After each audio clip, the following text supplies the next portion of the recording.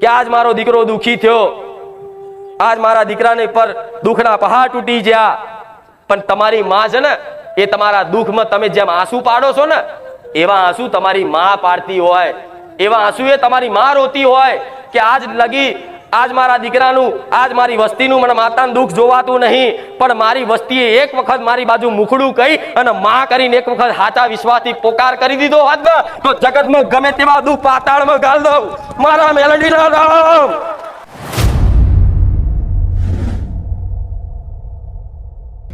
ભોળિયાનો ભગવાન જેની અંદર ભોળપણ હશે ને એના ગોળા જગતમાં ચોય ફરવાની જરૂર નહીં, ખાલી વિશ્વાસ રાખજો। તમારી માં કદાચ તમારા ઘેર બેઠેલી જ માં તમને એવી સાચી એની ઓળખ કરાવી દે છે ને તો જગતમાં તમને એવી ખબર પડી જશે કે મારી માં સિવાય જગતમાં મારું કોઈ નહીં, અને ખરેખરમાં તમારું કોઈ નહીં। આ વિશ્વાસ રાખજો। આ બધી જગ્યાએ તમે અનુભવ કરી લીધો કે માં જગત ફર્યા, જગતના મંદિરો ફર્યા, જગતના ભુવા ફર્યા માં, પણ કોઈએ અમારી હોમું નહીં જોયું।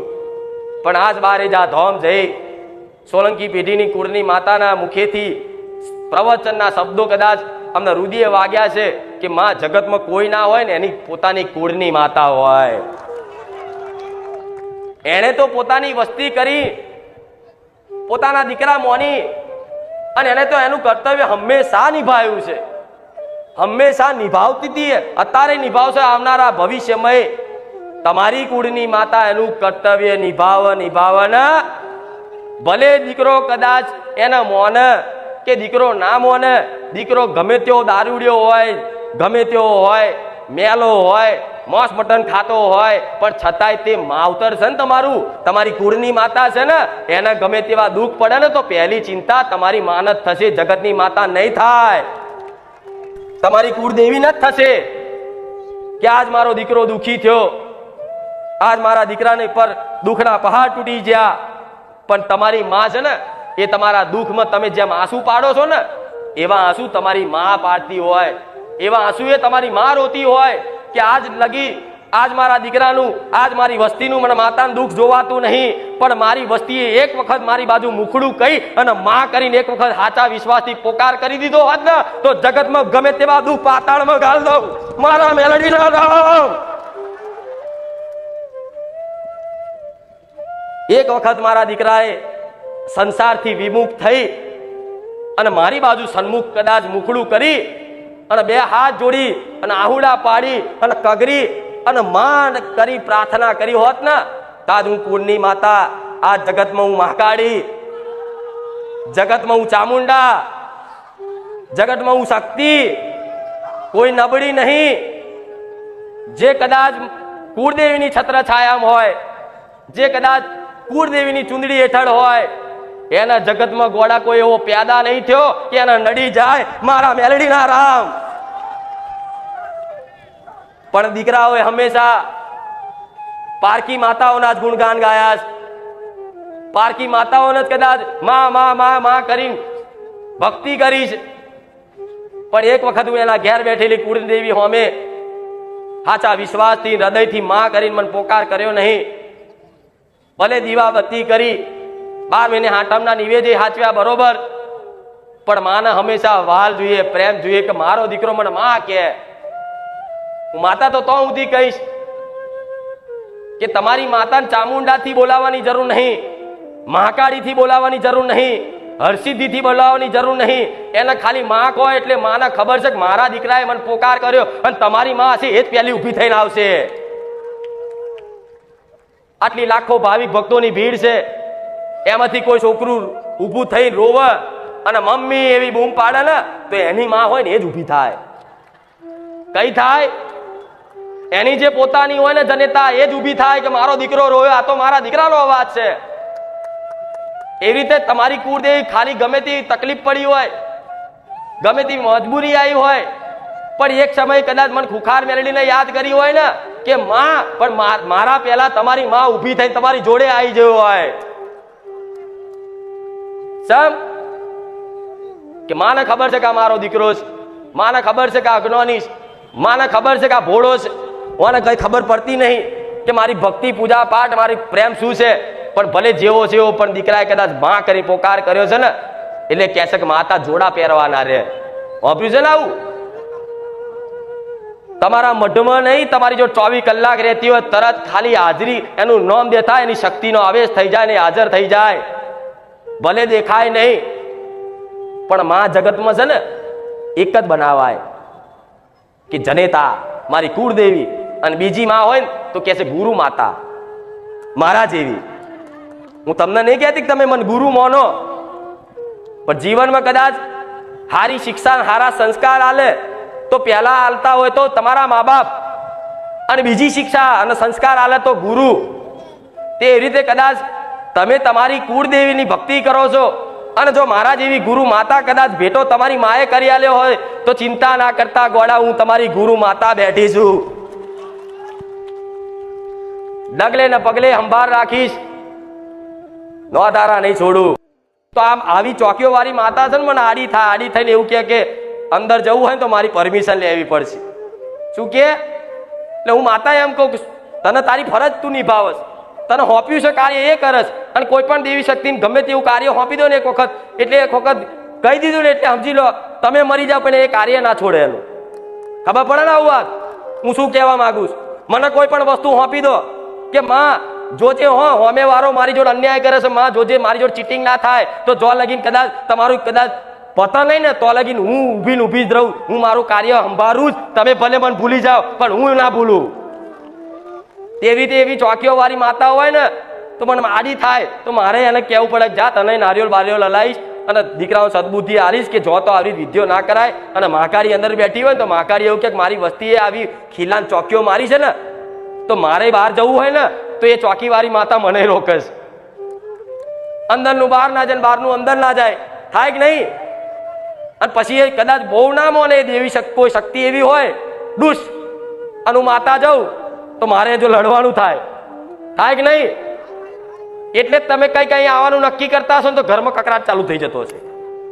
આવા કંઈક ના અનુભવ કોઈક વિરોધ કરતો હશે, બારે જા નહીં જવાનું, તું આજ જઈશ તો આમ થશે ને તેમ થશે, અને કઈક દીકરા દીકરીઓ મજબૂરીમાં આવે છે લડીને, હું જાણું છું, પણ આ લડત થાય ને એની લડત થવાના કારણ આવા બધા હોય છે. એટલે તમારા વડવાઓએ કે તમે આવી ચોકીઓ બોકીઓ મારી હોય ને તો એ ચોકીઓ બોકીઓ કાઢી નાખજો તો તમારી માતાના દરવાજા ખુલ્લા થઈ જાય. ગોડા તમારું જ ઘર હોય અને તમારા જ ઘરમાં કોઈક સિક્યુરિટી મૂકી દે અને તમારો જ કોઈ વડીલ આવે અંદર કે ચો જાવ છો તો તમે ચા ખીજાવ?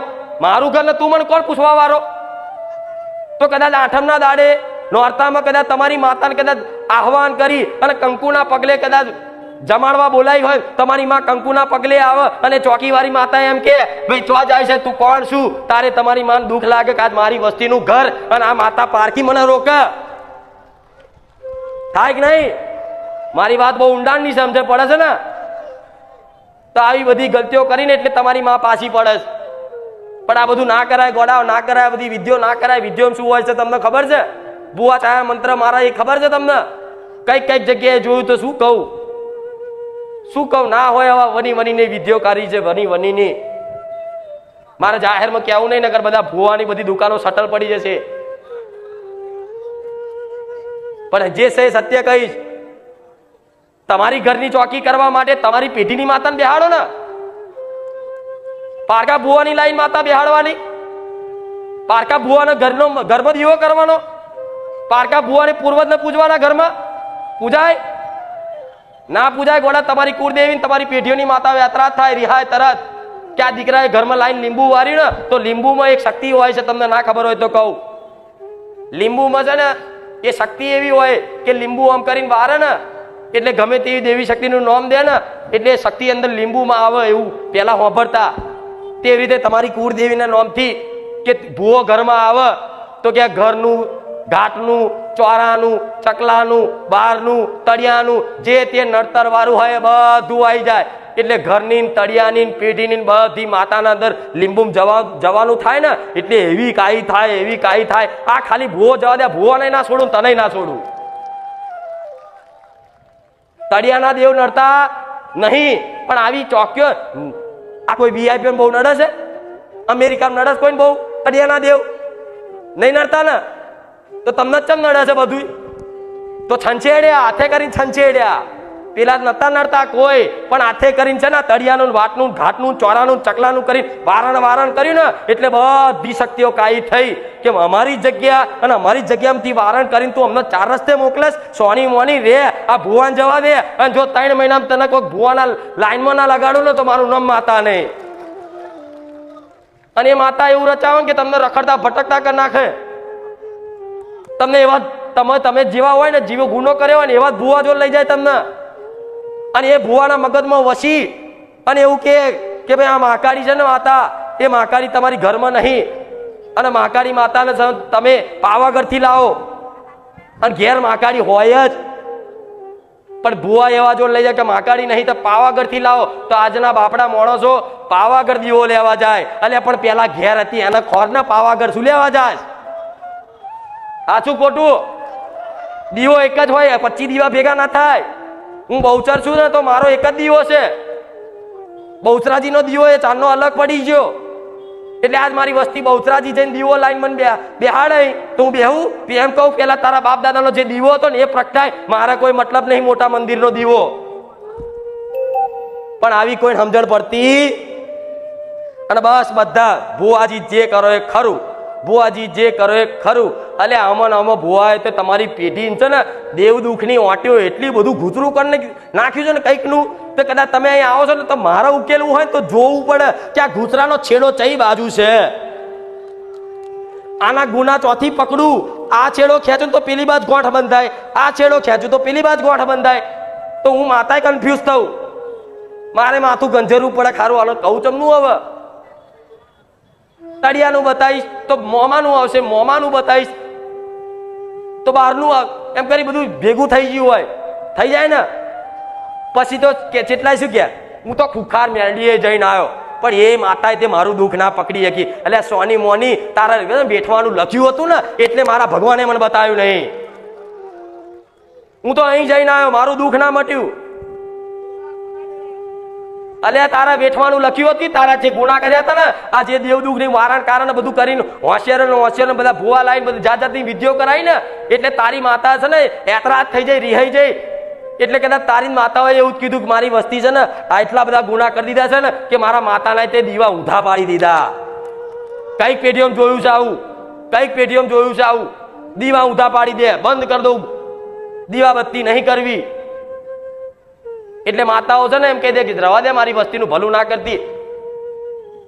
એટલે તમારી માતાની રજા ના હોય ને તો હું કશું નહીં કરી શકું. આ વાત મગજમાં ફિટ રાખજો દરેક. તમારી કુળદેવીની રજા નહીં હોય ને તો હું કશું નહીં કરી શકું.